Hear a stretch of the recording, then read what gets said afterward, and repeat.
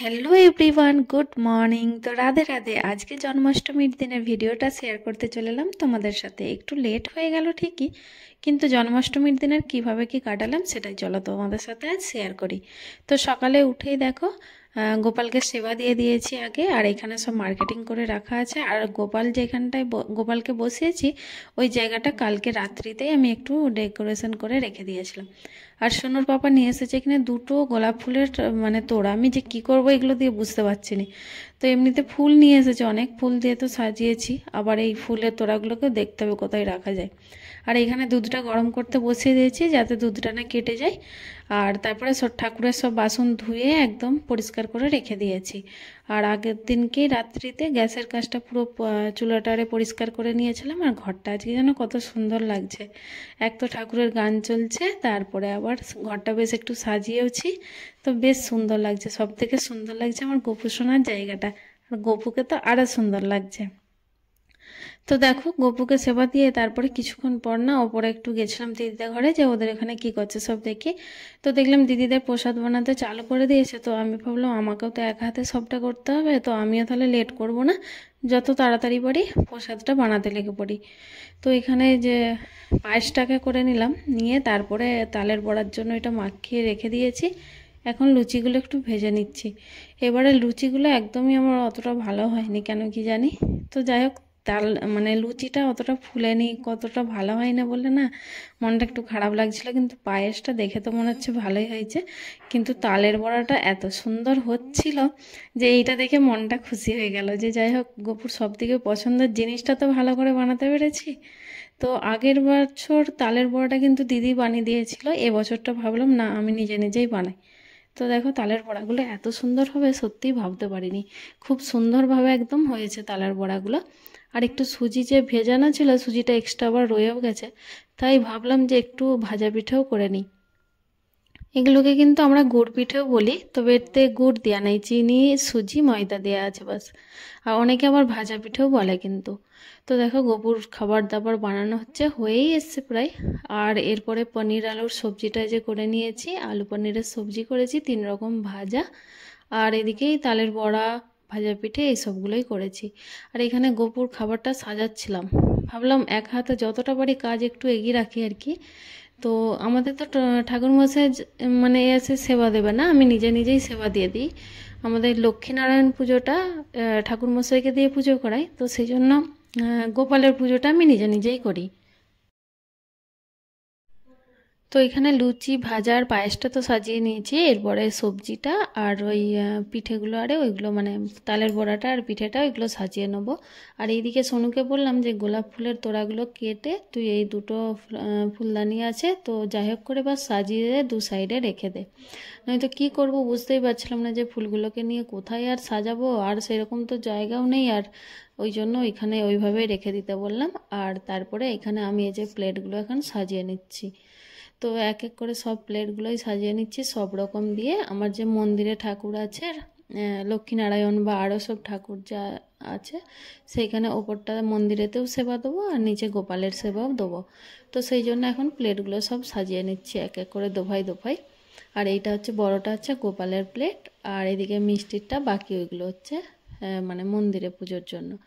তো আগে মন্দিরেতে সন্ধ্যা দিয়ে পুজোটা করে দিয়েছি, তারপরে যে গোপালের এখন অভিষেক করিয়ে নিচ্ছি, নিয়ে তারপরে এখানেতে গোপালকে সেবা দেবো। আর দেখো এই যে এইবারে গোপালের ড্রেস, সকালে একটা ড্রেস পরিয়েছিলাম অবশ্য, সকালেরটা ছিল সবুজ কালারের, আর এইবারে এটা নিয়েছি, সেইটাও নতুনই ছিল।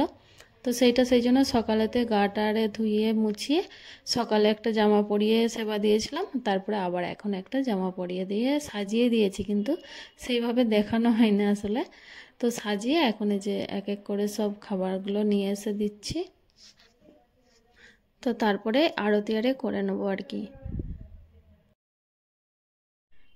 এইবারে গোপালের যখন প্রসাদ বানাচ্ছিলাম তখন মনের মধ্যে একটাই খটকা লাগছিল। আগেও হয়তো আমি গোপালের বা লক্ষ্মীনারায়ণ পুজোর সময় আমি প্রসাদ ভোগ বানিয়েছি, সেটাও অবশ্য আমার ওই রান্নাঘরেতেই আমি পরিষ্কার করে নিয়ে মানে ভোগটা বানাই।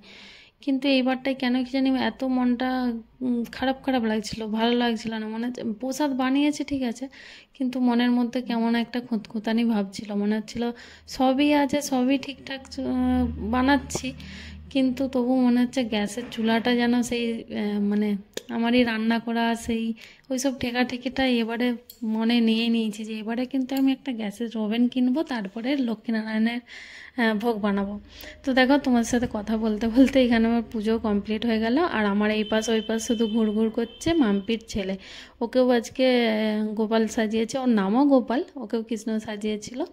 তো দেখো সবাই কিন্তু চলে গেছে, আমি সেবা দেওয়ার পর কিছুক্ষণ পরে আবার এসে আসলাম। তো এখানে একটু বসলাম এখানটায়, আর ঠাকুরের গান চালিয়েছি, আমাকে যেন এখানটাতেই মনে হচ্ছে বসেই থাকি। তো সোনু শানু আরে সবাই ওপরের দিকটাকে চলে এসেছিলো। তারপরে দিদিও অনেকক্ষণ থেকে ফোন করলো, যে বললো, তাই আমিও চলে আসলাম। আর এইখানে তো আমরা সবাই এখন অঞ্জলি দেবো, তো সেই জন্য সবাই চলে এসছে। তো আমিও ভাবলাম অনেকটা লেটও হয়ে যাচ্ছে, এবারে যাই। তো এসে দেখো পৌঁছেছি, আর এখানে যে আরতিটা এখন হয়ে গেলে তারপরে সবাই এখন অঞ্জলি দেবো। তো আজকে দিদিদের এখানে মানে জন্মাষ্টমীর জন্য সব খাওয়া দাওয়ারও ব্যবস্থা আছে, আর অনেকে সব এসেওছে, অনেকে মানে ফ্যামিলিগুলোকে সব নেমন্তন্নও করেছিল। তো সবাই এসেছে, সুদীপের আবার এবারে দুটো ফ্রেন্ডও এসেছে, ওরা আগেও এসেছিলো, তোমরা হয়তো ভিডিওতে দেখেছো। তো এখন আমরা সবাই অঞ্জলি দিচ্ছি, আর অঞ্জলিটা দেওয়া হয়ে গেলেও কিন্তু আমরা মানে অনেকে আছে অঞ্জলি হয়তো দেওয়া হয়ে গেলেই যেমন খাবার খেয়ে নেই, আমরা কিন্তু আগের দিনকে রাত 12টায় মানে উপোস করেছি, তখন থেকে স্টার্ট করেছি। তো আজকেও রাত 12টার পরেই তবে কিন্তু আমরা ব্রতটা ভাঙতে পারবো। তো সেই জন্য সেই টাইমটা কি করব, পুজো তো আজকে একটু তাড়াতাড়ি হয়ে গেছে, আজকে সুদীপ পুজোয় বসেছিল। তো সেই জন্য দিদিও ঠাকুরমশাইকে তাড়া দিচ্ছিল যে যত তাড়াতাড়ি পারো একটু আসবে, কারণ সুদীপ তো না খেয়ে আছে, আর ওদের তো এইসব অভ্যেস নেই। তো সেই জন্য আমরা একটু মানে যেহেতু তাড়াতাড়ি পুজোটা হয়ে গেছে, আর এখনও 12টা বাজতে অনেকটাই বাকি, তো সেই জন্য টাইমটা কি করে কাটাবো বুঝতেই পারছিলাম না। তাই ভাবলাম চলো ঠাকুরের নাম গান করি আর একটু নাচি। বেশ মজা করে কিন্তু কেটেছে আজকের দিনটা, সত্যি খুবই ভালো কেটেছে। আর তারপরে সব নাচতে নাচতে একদম ক্লান্ত হয়ে গেছি, আর কারো যেন এনার্জি নেই, আর 12টা বাজতেও এখনও টাইম আছে প্রায় 1-1.5 ঘন্টার মতো। তো সেই জন্য আবার বসে পড়েছি সব, আর নাচতে আর কারোই ভালো লাগছে না, সবাই একে একে বসে পড়েছে। তারপরে আমরাও সব বসে বসেই ভাবলাম চলো একটু গান করি।